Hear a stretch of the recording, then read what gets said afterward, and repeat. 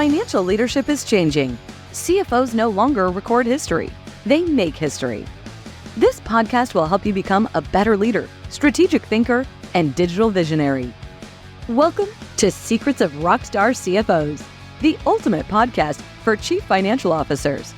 Follow along as Jack McCullough engages in exciting chats with accomplished CFOs, learning how they overcame obstacles and positioned their companies for the future. Here's your host, Jack McCullough.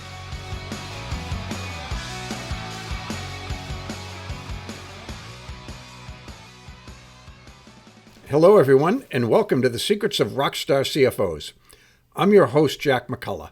You can follow us online at rockstarcfos.com. We have a great guest today, so let's get to it. Rock on. Well, we have a great guest again today. Karen Walker is the CFO of Sysdig, which is a high-flying company in the Silicon Valley, focused in the cyber tech security space. Karen, welcome to the Secrets of Rockstar CFOs. Jack, thanks for having me. It's a pleasure to be here. No, great to have you. And I think Sysdig is one of those companies, it's not 100% name recognition just yet, but I don't know, something tells me in about 2 or 3 years, it'll be pretty close to that with my listeners. But what can you tell us from the 10,000-foot view about Sysdig? Sure, yeah. So we are in a really exciting space that's definitely in its infancy, with multiple decades of growth ahead of us. But we are a cloud security company. So we basically secure software applications that are built in the cloud and for the cloud. And so when you think about a lot of, this is obviously like core infrastructure, cybersecurity, things that you may not think about day to day as you go through your activities, but things that that consumers do in this digital world, like online banking, booking travel, doing rideshare. These are things that are secured by our platform. And our mission is to really be the leader in real-time security, which is so important in cloud because attacks are happening faster than ever, especially with the advent of Gen AI. The attack surface is getting broader as well. And so responding to attacks and preventing attacks in the cloud is a matter of minutes. Like we like to say that every second counts in the cloud. And we're the only platform that not only helps with prevention, but also detection. So really being able to understand as fast as things move in the cloud and the level of automation, understanding user activity to actually prevent attacks before they can actually happen. So it's an exciting space. I've been here for almost 3 years. And there's never a dull moment. Yeah, it's definitely an exciting space to be in. So, well, it's fantastic. So I'd love to chat with you a little about your early years. Where did you grow up, Karen? Sure. I actually grew up at a bunch of different places. My dad was in the military, so I am, often called the Army brat or military brat. And it's it's actually interesting because I think it's formed a lot of like who I am today. Just the reality of like moving quite a bit as a kid. So I was born in New Jersey, lived in places like Panama, Italy, Texas, Arizona. And so when I made my journey out to the Bay Area as a young professional, it was something that, not everybody always picks up from where they last lived or where they grew up. But I grew up so many different places and had a big interest in really just being able to see, I think, new and different things. Yeah, no, that's a fantastic experience. To have that sort of thing. I lived in the same house my entire life until, I graduated from college. And even then for several months after that. So it's always interesting to me when people have that sort of global childhood experience. So, and you studied business in undergrad, is that correct? I did. Yeah. I did. So what was it when you were 17, 18 years old? What was it about business and finance that you found compelling? Because obviously you made a great choice. So. Yeah, I made a good choice, definitely. It's interesting because I actually wanted to veer a little bit more towards the finance degree, and I actually got my degree in accounting. But one of the other things I would say about my upbringing and my parents, they were born and raised in New York. My dad was in the military, as I described. He was a soldier, so he's a non-commissioned officer. My mom did work sometimes out of the while we were growing up, but she also mainly raised her kids. And they're born to like immigrant parents, and neither one of them, they had some college, but neither one of them got like a 4-year degree. And I think some of those options just weren't really available for them given their socioeconomic, status kind of growing up.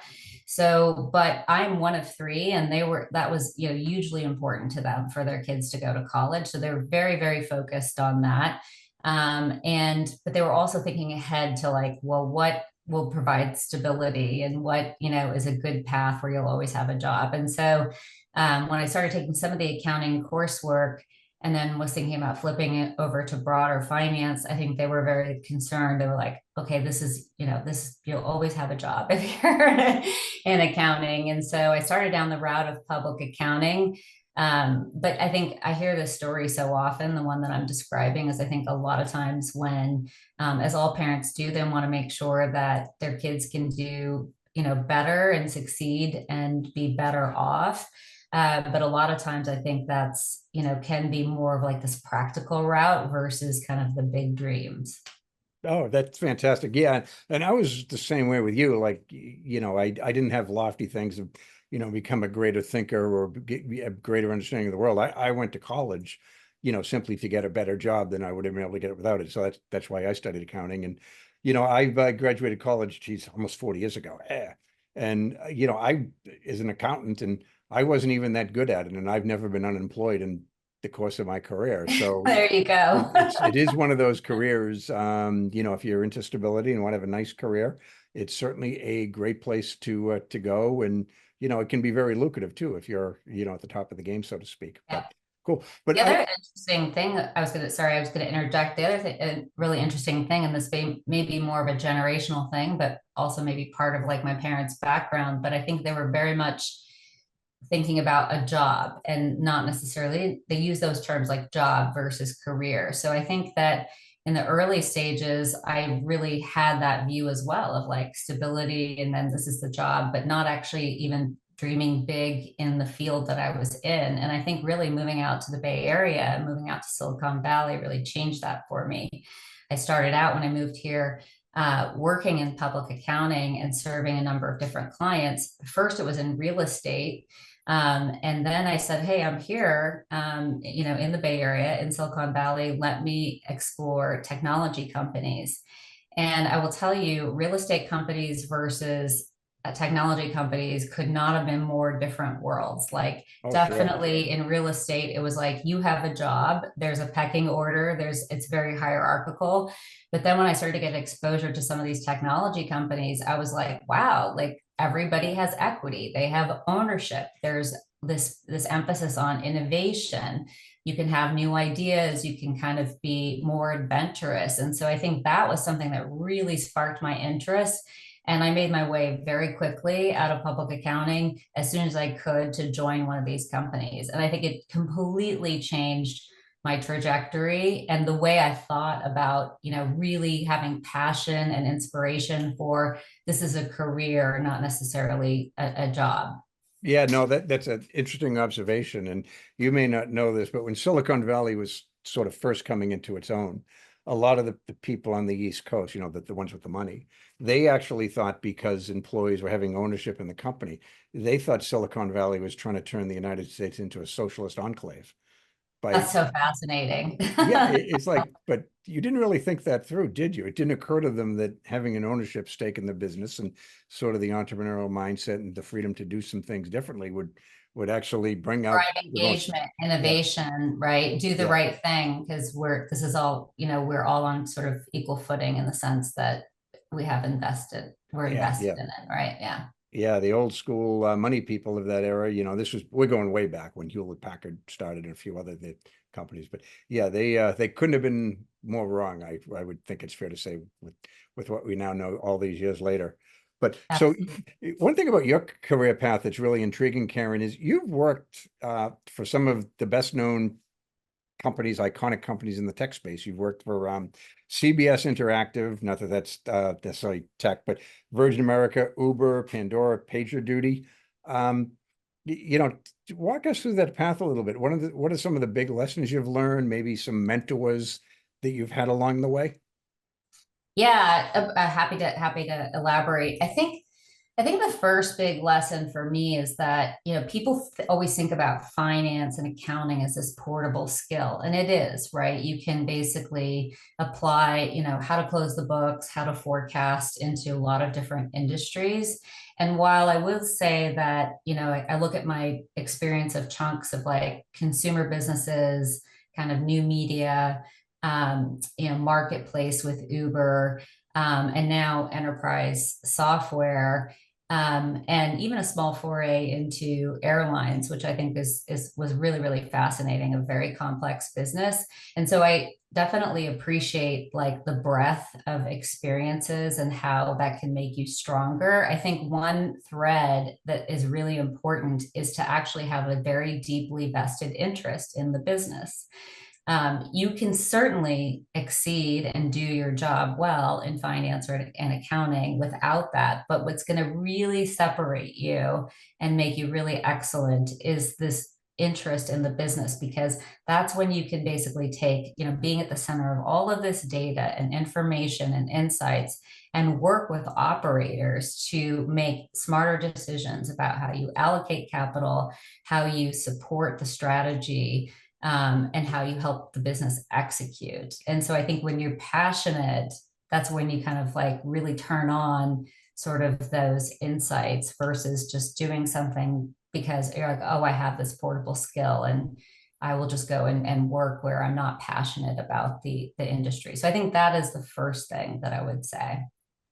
The second thing I would say is really just being able to not only take collective different experiences across industries to really grow, but also different stages of companies. So if I look at my experience, for me, the sweet spot is always about growth and scaling. I really enjoy the ability to do that. But I've also worked at companies that were already public and very mature, like Pandora Media. It was $1.5 billion when I joined.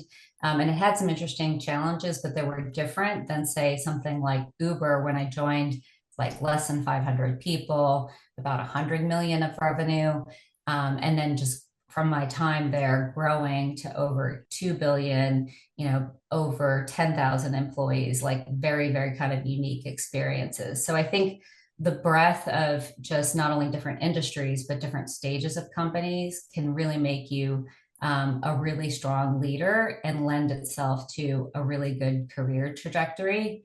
So those are two things. And the third thing I would say is really about, taking that, what I said at the beginning about what you're passionate about, and actually like seeking out some of the opportunities versus waiting for them to kind of come to you, and kind of making your own luck. And I'll use two examples there. I will say with Uber, I became super interested in Uber right around the time that they raised their Series C, and Google Ventures led that round.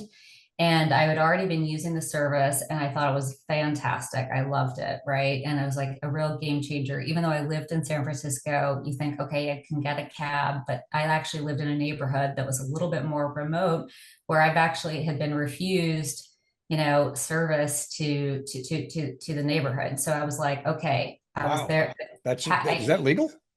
Because Because in Boston, you can't do I did that. get bounced from going downtown. The guy was, very upset, and I just said, like, I just agreed to get out of the car because it was like not a good experience. So, starting with that point of like, oh, okay, I'm passionate about this. This service is great. To really actually saying like, hey, this seems really interesting. They just raised money. And at that time with Google Ventures leading, I thought, okay, this is the path to like partnership to autonomous vehicles. So I could really kind of see, that long-term sort of vision at that time. And I actually just started checking out like who in leadership was there, and, how was I connected to them? And I basically found my way through my network to actually get connected to them. Now, it was very fortuitous because they were about to launch the role that I actually ended up landing, but it was really something that gave me, I think, a little bit more of an edge. And at the time, I remember networking with another colleague who had great experience, similar experience, also applied for the role. They told me I think when I got to the final stages of my offer, that like, more than 100 people had applied for the role. And this is back in 2013. And I would argue like they only continued to become more visible as a company thereafter. That, she didn't get kind of a call back or, to be interviewed. And she was amazing as well. So it's just these things about like kind of creating your own advantages and your edge to really get in there, I think is so important. And the other thing I would say on the network too is that you always have to be thinking about nurturing your network and not just like reaching out to people, when you need something, how can you help them, but also how can you kind of check in, even if it's just telling people like, here's my progress update, here's where I'm at. And I did this when I joined, this became a really critical piece for me when I joined PagerDuty, because I had networked with somebody who joined their board. She was a sitting CFO. And I actually talked with her about coming to her company. It didn't quite work out. It wasn't the right time for me. And instead I went to Pandora Media. Then we sold the business to SiriusXM. And then I started saying, okay, like I've got to, basically my role was eliminated, and a lot of G&A roles are eliminated when that consolidation happens. And I started to do some outreach and started to have some coffees. And this person, the CFO, was on my list. And then I kind of sort of rattled off, she knew I wanted to get to the CFO seat, and basically started talking about, okay, I led supported investor relations. I later led investor relations at PagerDuty, but supported investor relations, did a lot of work on the capital structure with more sophisticated treasury. And, she said, I want to introduce you to this company because there's sort of a unique role that they're looking to fill. And that's where I became like the SVP of finance, overseeing FP&A, accounting, and then basically was the first person to lead and build their investor relations function. So I think it's a lot about networking and making your own, taking some risks, really leaning in and kind of like going after what you want. That's, I have a colleague, I don't know that she invented the phrase, but she always says your network is your net worth. And you seem to be living Absolutely. proof of that. But so I have to ask you a question. The contact at PagerDuty, was it Elena? It was, yes. Yeah. This is like the third time. This is like the 30th episode we've had. And you're like the third person that mentioned that she helped them find a job or something. So does she Yeah, know she's like every amazing. single person in Silicon Valley? Yeah, she's great. She actually keynoted our conference a few weeks ago, and to no surprise, she nailed it, Fantastic. as you would think. So yeah, That no, was that is, fantastic. yeah, as soon as you said a female CFO, I'm like, I know there's plenty of them in Silicon Valley, but I'm like, I'm pretty sure Elena was on the board of PagerDuty at one point along the line. So, Absolutely. Yeah. but cool. That's funny. So I have to ask you, because you've been involved in, two of the most visible exits, the last several years, with Uber's IPO and then Pandora being sold to Sirius. And so I'd sort of love to get your take. What was that like? How is prepping a company to go public the same, and how is it different than, I don't even know if you were attempting to get sold when you were at Pandora, but what are some of the differences in how that worked out, and what are the valuable lessons you learned?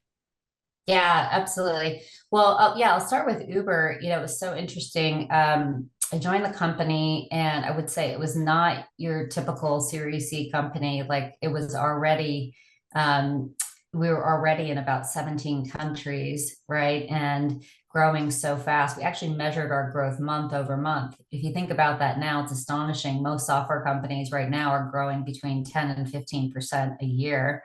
We were growing basically 15 to 20% a month. So it Wow. was pretty insane. And then I think similar to a lot of venture-backed companies, finance is not the first immediate thing that they invest in. So there's actually a massive amount of like catching up to do and kind of cleanup that you need to do. But imagine you're trying to do that in a company that's already still, growing 15 to 20% each month. And then add on to that, I think during the time I was there, it was like massive expansion in the ride sharing category, but then also entering things like the food delivery space with Uber Eats, some experimentation as well with like autonomous vehicles, so investments being made there. So it was like to me is like the paramount kind of once in a lifetime experience of like scaling. When people talk about scaling, for me, there will not be another experience like that. Probably not. So yeah. Yeah. And so I think the things that I found that I guess a few takeaways that I think that are really important from that experience was, you need to really be very thoughtful about hiring quickly, but hiring the right people. And we had an interesting paradigm that I didn't create it, but I adopted it and made sure we carried this throughout. But we didn't go through like, you know, eight long interviews or a big interview cycle. So we made it sort of like, what's the critical path? Who needs to be involved? And then there would always be some sort of test or exercise to really, really understand, hey, does a person actually, and we tried to build those that were realistic. That were basically something that we would be actually dealing with. And it's just such a great way to actually screen through and really understand, will somebody actually be successful here? Is it a good fit? So that was just like really, that was one of the key things, because as I said, there were a lot of things to actually do and fix. And I started with like such a small team, less than 10 people, and then built a team globally of more than 70 people around the world. So that was really key. And forgive me, what period of time was that, the growth from 10 to 70? Yeah. I was there 2013 through 2016. Okay, So yeah. So that's, by any reasonable standard, that's really fast. So it's really fast. Yeah. It's really fast. And then, when you think about systems and things like that, it was crazy, believe it or not. We were on QuickBooks, and there was like another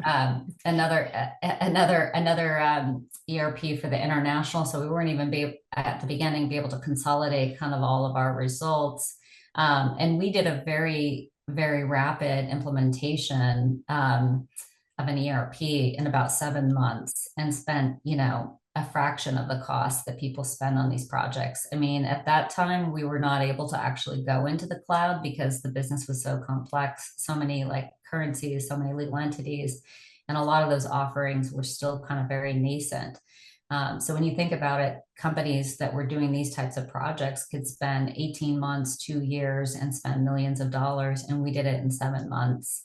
And so it was just a very, and the people I worked with and the teams, everybody was amazing. And the level of commitment was just, off the charts. But the thing I would say, when you're growing that fast, and when the business kind of does a lot of experimentation, innovation, and like starting to look at new lines of business, but also sometimes just new offerings, like Uber Pool was sort of a carpooling service. I think the pandemic probably killed that. I'm not sure if it's back yet or not, or ever came back, but there were all kinds of different pricing experiments and different things that were happening. And I think that even as you build and you scale the team and you get better systems, the reality is that you can't respond to every single thing. So you really had to kind of understand this sort of more of an 80-20 rule, and really understand, okay, well, is this thing an experiment, not bigger than a bread box? Do we need to kind of like let it go a little bit before we actually make the investment to sort of scale and build around it? So I think that was something that was, pretty unique at that time. And the last thing I would say kind of about that, sort of IPO readiness, I was involved in very kind of early, IPO readiness there. And just given the complexity of the business, it was really starting to think through, like, what are the key metrics? Will the business have segments? How do we kind of think about, parts of the business that are already like profitable versus areas that are kind of more emerging growth? So it was fantastic. It was a great experience. And then when I think about Pandora, and the sale to SiriusXM, this was already, when I joined the company, about $1.5 billion of revenue. But a lot of things at Pandora were focused around making it, a healthier business. So a lot of things around the music licensing contracts, and structuring those in a way that was more advantageous than the deals that were kind of originally struck. And then just working on capital structure. It was like a very kind of complex capital structure that we had. So just, working on um, how to kind of shore up the balance sheet for the investment that was needed. I had the unique opportunity to work with, a really great CFO that when I joined the company, I was like, I want to become a CFO. I've got, gotten all of this, great experience. And that person actually let me in to work with the investor relations team to help support the team during the earnings process.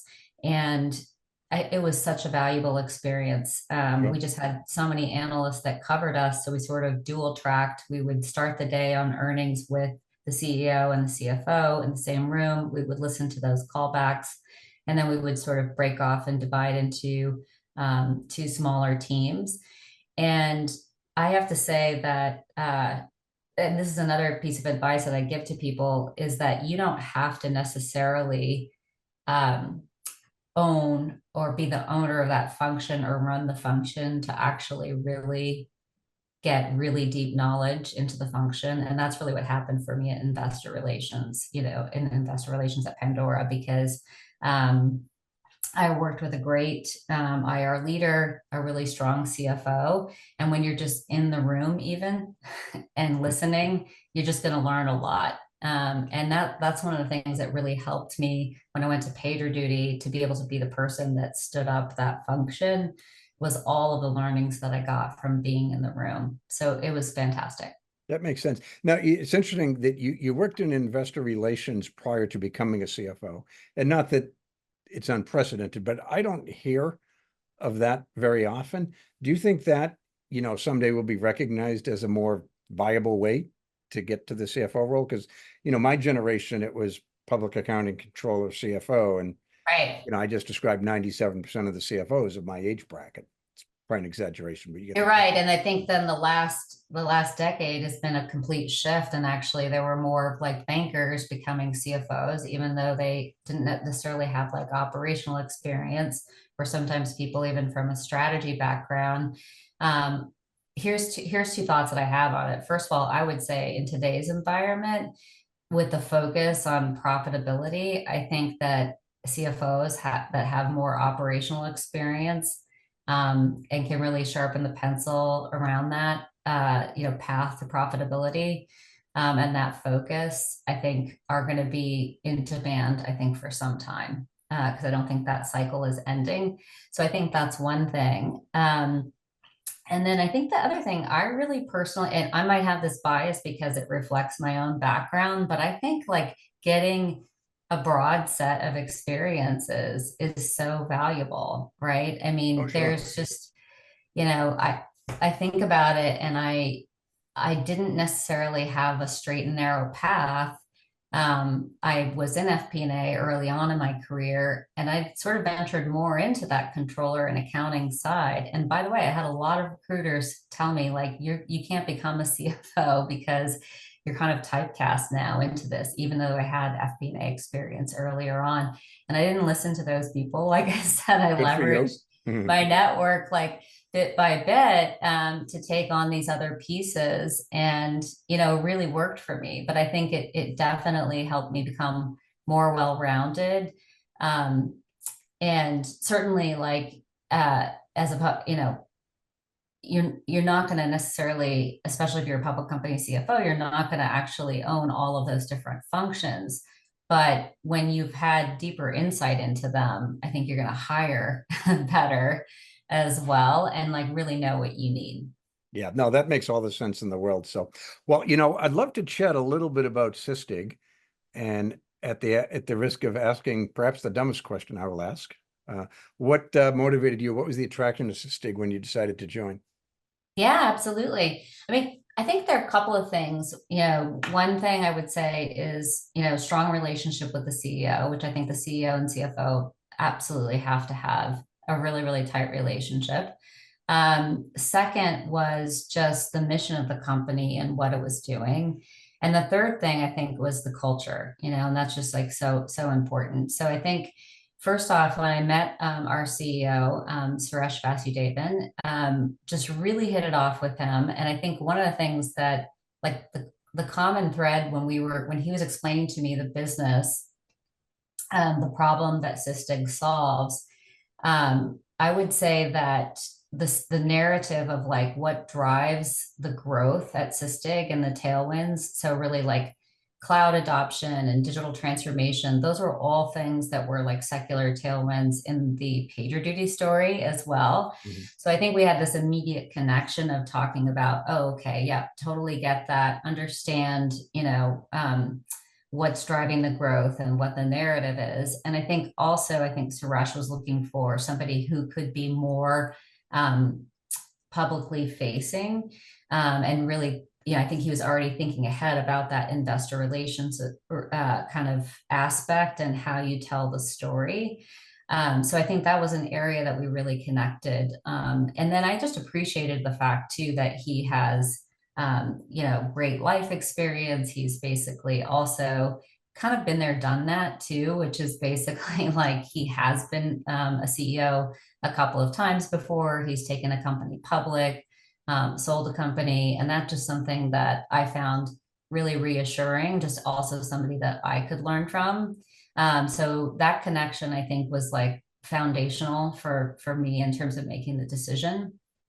The second thing is really the opportunity, which I kind of hit on a little bit, but I like to be part of companies that are disruptive, and Sysdig is disruptive in that regard. When you think about all of these legacy kind of vendors that now are trying to, come and sort of pick up into the cloud security space, either through acquisition or, building out some of their tools.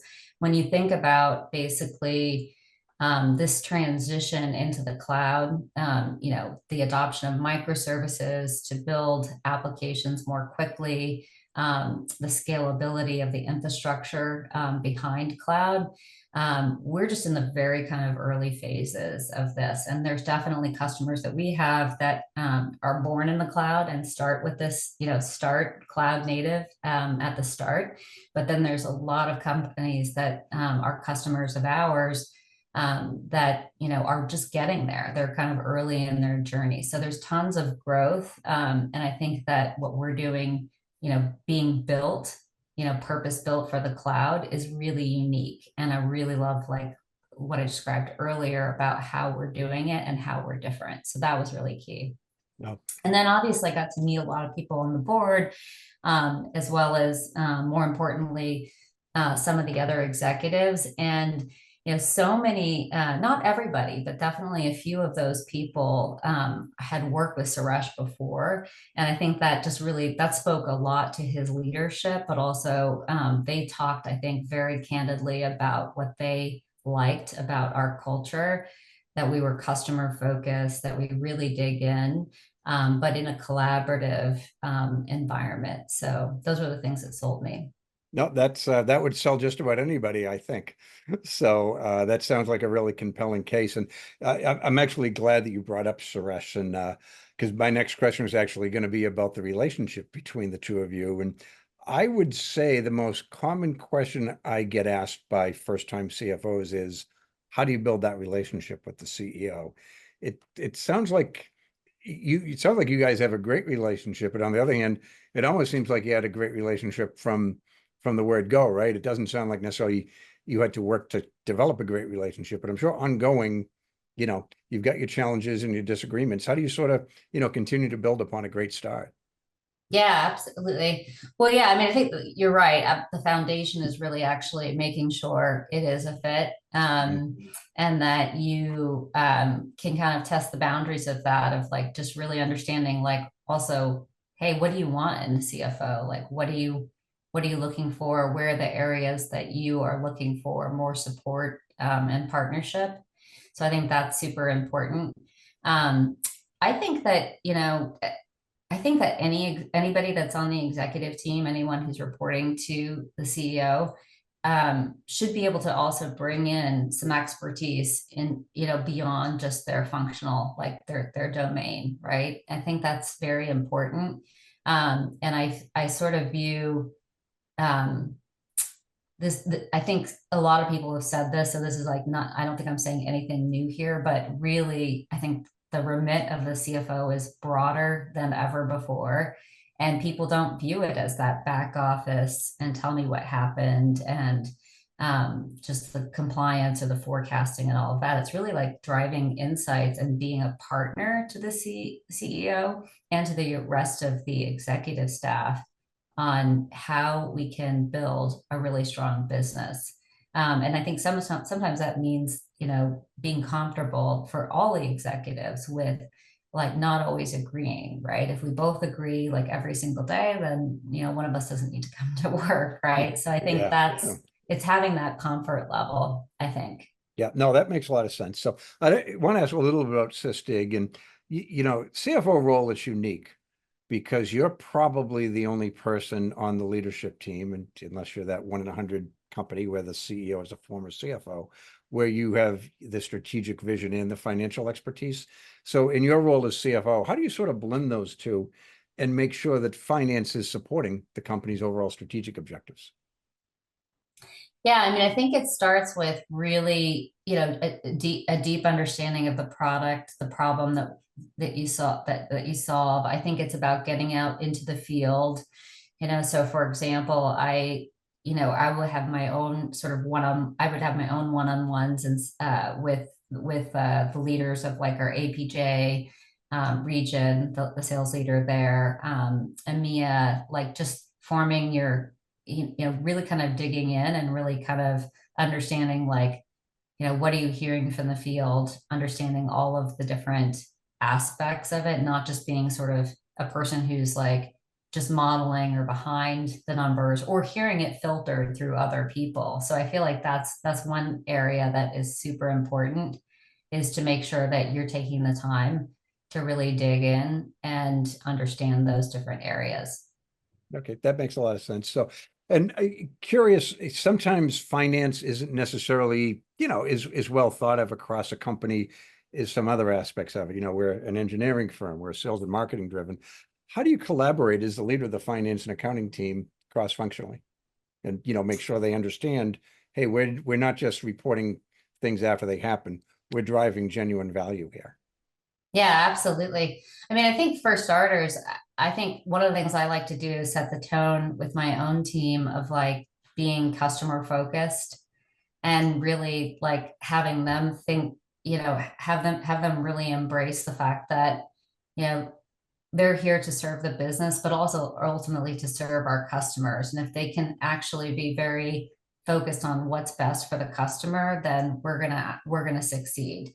So I like to drive things that like say across the like the quote to cash cycle, like let's really explore and examine like in partnership with our sales ops team and our field team, like, hey, are these things that we're doing um, introducing friction? Do we have friction in terms of our terms? Like maybe we don't have the most competitive terms, or maybe we think about like we have this approval process, but if we're always saying yes, do we need to like change something?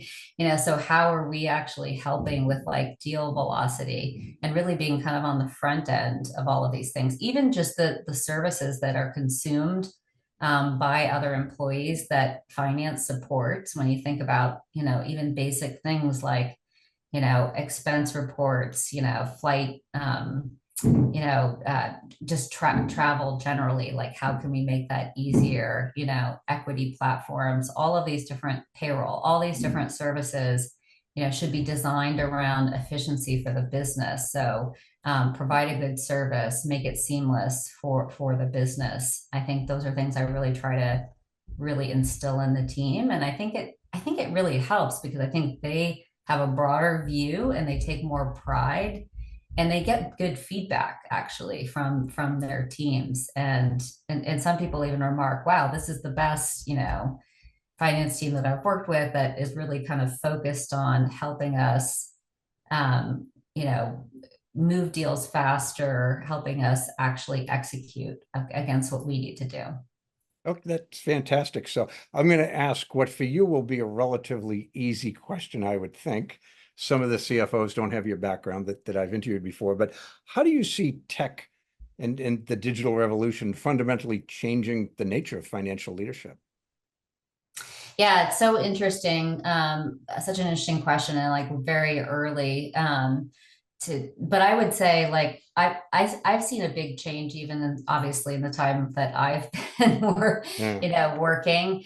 And so, obviously Gen AI is like the new sort of hot topic, I think, for finance. And I think a lot of finance leaders right now are a little bit leery. I think they're a little bit, there's a lot of caution. When it comes to, because there's a difference between like predictive analytics, which I think are embedded in a lot of products today, and then Gen AI for finance and for modeling. There's a lot of discussion about like, do these jobs go away or do they change, fundamentally? And I think that it's very early days. I think that you have to be at every business and every finance leader, it doesn't even really matter what function you're in. You got to be kind of like dipping your toe in the water and looking at some of these new technologies and how they can drive productivity.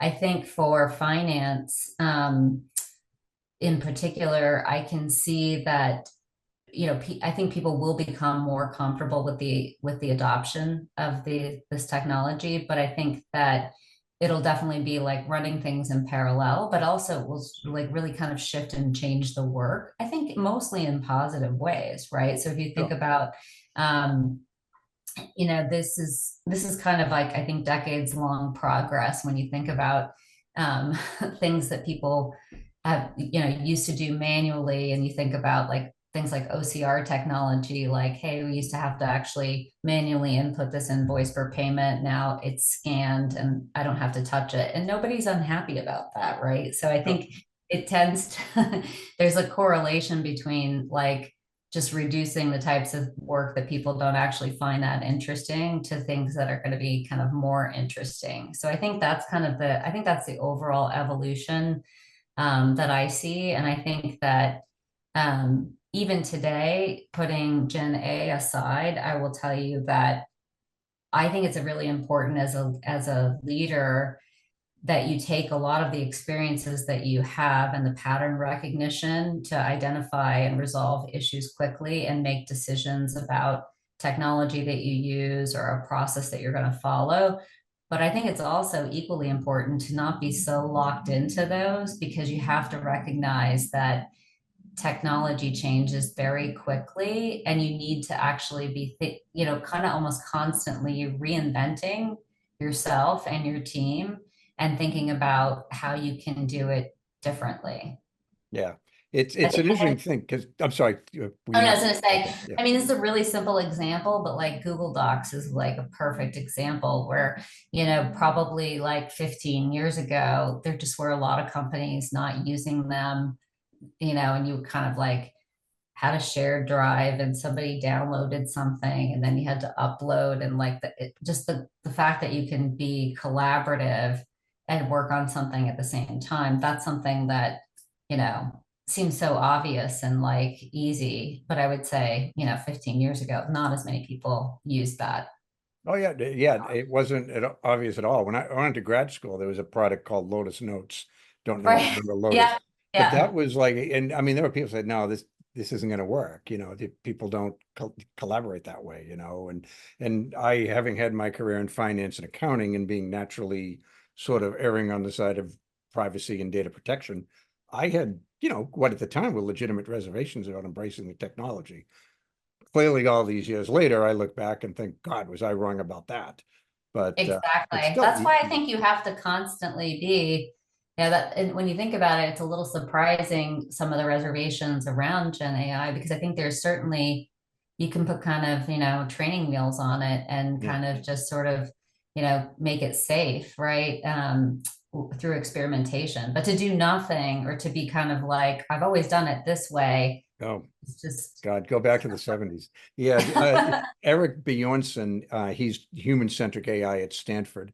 He made the comment that AI will not replace CFOs, but CFOs who embrace AI will replace those who do not. I've heard that So, comment. I think that's spot on. yeah, Yeah, absolutely. Brilliant guy. Who might argue with him, right? So, absolutely. interesting. So I want to chat a little bit about, not only from a technological standpoint, but how do you see the role of the CFO or even financial leadership itself changing as things progress? Obviously, technology is a big part of that, but any other areas where the nature of the role is going to change? It's interesting. I mean, I still feel like I think, well, the other thing that we didn't hit on, right? I mean, I think the CFO role has evolved to being kind of a more, forward thinker, partner, you know, to the business, and somewhat, a team that should drive insights.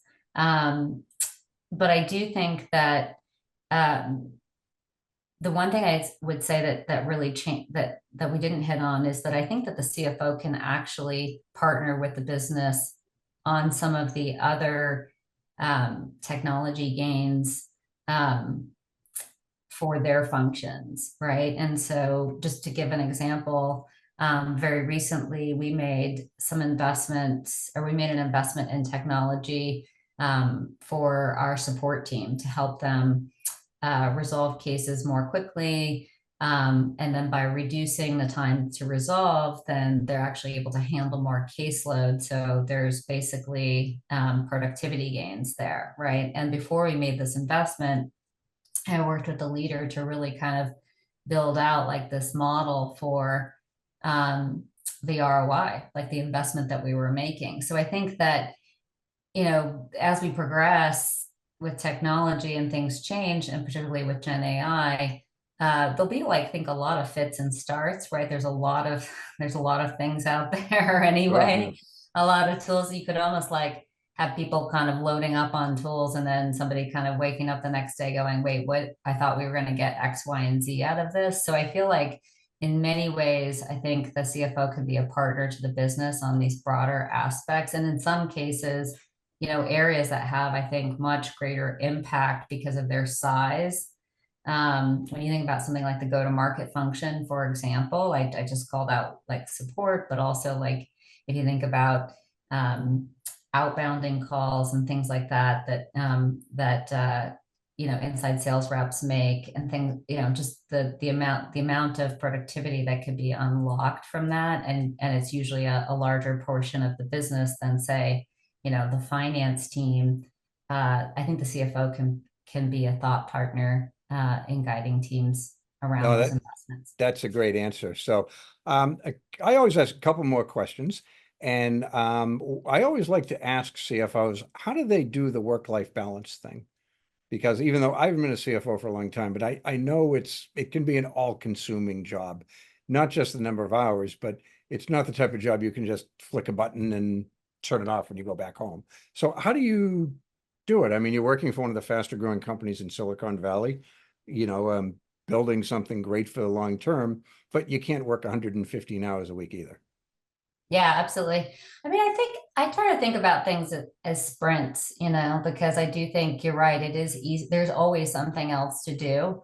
And I have gotten into those ruts where you just kind of go, I just continue like through the weekend or kind of late into the evening, or I'm like shutting down the laptop and then going, trying to go to sleep, which is not, a lot of Yeah, people will so recommend that's not the right path.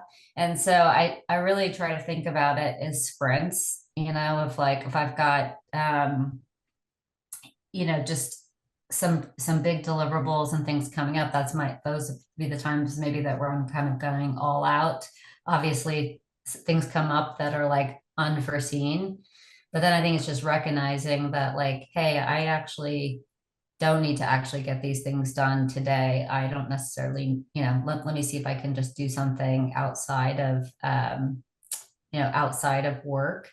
And I think quite often you recharge your batteries that way, as well. And I think, when it comes to vacations, like in this, you're always a little bit, I mean, you're always going to be on, in the sense that, like, but I get peace of mind from just being like, okay, if I can mostly like say, all right, I'm going to handle this first thing in the morning, I'm going to check in on things. And if things are going well, obviously if something happens, I'm reachable and people know that. It, you just, I don't know, you come back, I think, much more recharged, and in a much better place. So I think that that's really important. And I still think that there are, sometimes I often hear this from like, not just CFOs, but other leaders, where they're kind of like, they have a hobby, they have something they like or something they're passionate about, but they say, I'm just too busy and I'll do that. Like when I retire, I'm like, okay, well, you can't, Mhm. I think you can't do that. I think you just have to like make the time, like to have these other, if you're passionate about something, I mean, you just never know what's going to happen. And like, why would you put it off? And I think for me, um, some of those things are around, um, giving back to the community and being part of the community. For me, I work with the ALS network. I have a personal connection. I lost my mom to ALS. Sorry to hear So that. I have been dedicated to that organization for the last 11 years in a variety of ways. I served on the board for 6 years.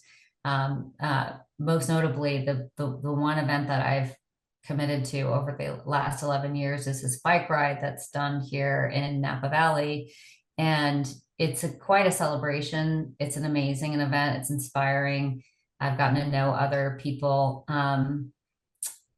right here in my community that are impacted by this disease. And so just, I don't know, giving yourself the opportunity to do something that's very, very meaningful for you can be a great way to feel, um, I think, less stressed and to provide a little bit of that tension of something else competing for your time. Yeah, And yeah. then you find out that it's okay, actually. Otherwise, you just kind of go, go, go.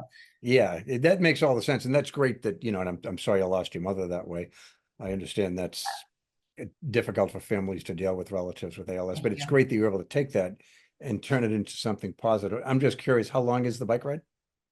Well, we have something for everybody, is what we like to say. So there are actually 6 different routes. There's a 100-miler route. There are 2 metric centuries, one that has a decent amount of climbing, and the other one is pretty flat. We have a 47-mile, a 28, and then we have a family ride that is like 9 miles that people will, take their young children on. Okay, cool. Interesting. Well, that's a great cause. So Thank kudos you. to you for supporting that. Karen, I think that's great. Everything you shared about work-life balance. I'm always curious because there's a perception that CFOs and finance and accounting people aren't all these that interesting. So I'm wondering if you've met someone famous or there's just a fun fact about you that you'd like to share with our listeners right now. Sure, Jack. Well, in fact, I had an aspiring acting career early on. It started when I was a teenager. I Oh, actually was I was a bank teller at a credit union. And unfortunately, the credit union was actually robbed. Someone kind of came in at gunpoint. I wasn't there for that bit of excitement, but there was a show at the time, a very kind of brief sort of PSA sort of format called Crime Stoppers. And since the bank had been robbed, they later came back and they filmed a reenactment, and I starred in that reenactment as the teller who was being held up. So no lines, but had to act surprised, and was on TV at like 17, 18 years old. So there you oh, go. I'm so glad I asked you that question because, sometimes people don't want to answer questions like that, but that's fantastic. Did you ever pursue the acting after that, or was that just a once in a lifetime type of thing? I didn't, but it was a once in a lifetime moment, but it did get me thinking, but it was super fun and unexpected. I wasn't Yeah, that expecting as a bank teller. I was like, I will be on TV, but it was fun. do you still have access to the clip? I do. Cool. Good stuff. Yeah, you can show it to people. So the other question I always like to close with is, what's your advice for the next generation of CFOs? And I feel kind of funny asking you that, Karen, because I look at you and you're kind of the next generation of CFOs, but the ones, coming after you a little bit, those who are maybe about to get their first CFO job or they're rookies in it. Any advice you can share with them? Yeah, I think there's four things that I would highlight for those. And I mentioned a few of them along the way as I talked about some of my experiences. But I mean, first, I really strongly believe that you should work in an industry that you're passionate about. If you really want to be like the best finance professional, you'll just be more excited and more engaged in the business and better able to serve the business. The second one, I think, is about getting a broad set of experiences. So that could be like different industries, those can still be in technology if technology is where you want to be. But you could do something on the consumer side or the enterprise side, and then get different experiences at different stages of a company. I think that's so valuable. And I feel like that's something that people have told me that really resonates with them. The fact that it's been, things that are at billions, but there's also things that have been at 100. There's businesses that have grown really rapidly, and then some businesses that needed, some restructuring or sort of refinement as well. So I think those collective experiences and a broad set of experiences, I think, is really, really important.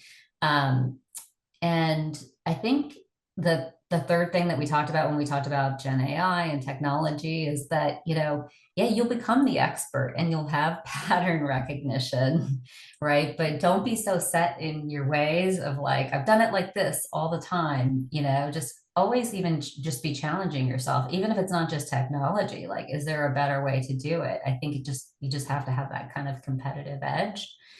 And the fourth thing is something we didn't hit on earlier, but I really, really believe in it. I guess we touched lightly on it when we talked about Elena, but it's like getting sponsorship is so important, especially when you start to get to like this level of like, maybe you're one step away from the CFO role. You really need to have people that, whether it's a board member or another sitting CFO, you just need that extra help to sort of really kind of tell you the things that you don't know, to be somebody who can say, I learned about this opportunity. So I think don't be afraid to ask. And I think that it just goes a long way, getting sponsorship. Yep. No, I think that's great advice. So cool. Well, Karen, this has been a great conversation. I know you've got a lot going on, so I appreciate you taking the time out. And that said, I just want to give you the final word. Yeah. So final word for me, do things that you're passionate about, like go hard, be fearless. Don't be afraid of making mistakes. You learn so much from those, and you just need to take some risks. And that's the way I think you can have a more enriching career over the long haul. Thank you for listening to this episode.